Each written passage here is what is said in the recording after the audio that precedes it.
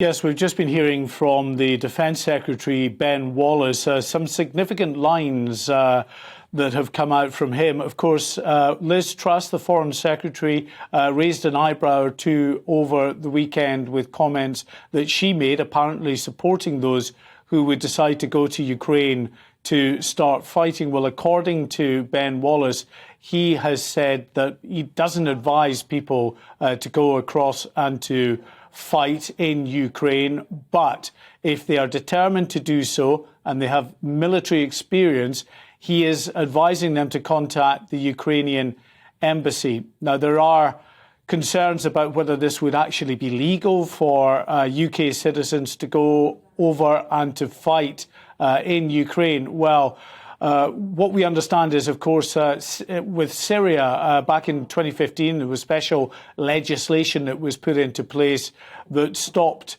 UK citizens going to that country, and that was mainly to stop them joining up with jihadi groups over there. But it had the effect of also ensnaring some former British military personnel who went over to fight with the Kurds and the Yazidis in Syria. Well, now there is no such legislation in place with regards to Ukraine, so it doesn't seem as though it would be illegal for those with military experience, former soldiers and the like, who are determined to go across there, to go and answer that call from President Zelensky when he called for a foreign legion to be created to go to fight in his country. So that news, as I say, I think it's significant from the UK Defence Secretary.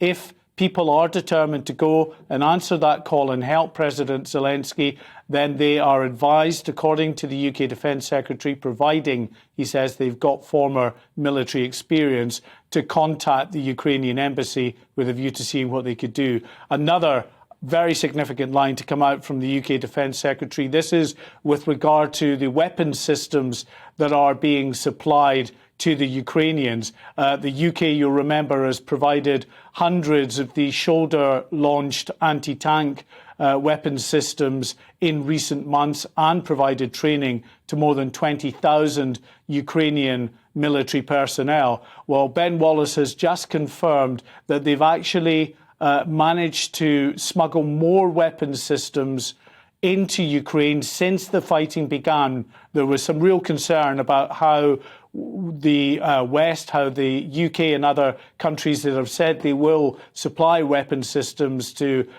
President Zelensky's armed forces, who are desperate for more anti-tank and anti-air defence systems, those shoulder-carried systems that are much more mobile, but they're running out and they need more of these weapon systems on the ground. Well, the British Defence Secretary now confirming that the UK has managed to smuggle these weapon systems, or at least some weapon systems, into Ukraine since the fighting began, and many more weapon systems, we understand, are en route to that area.